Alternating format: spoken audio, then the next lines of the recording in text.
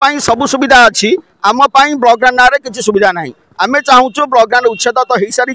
आमर चाकरी करने दिन ठारू आज पर्यंत वरिष्ठता को भित्ति कर आमको प्रमोशन दि जाऊ एवं चाकरी शर्तावली लागू करा रिटायरमेंट पर पेंशन घोषणा करा जाऊ।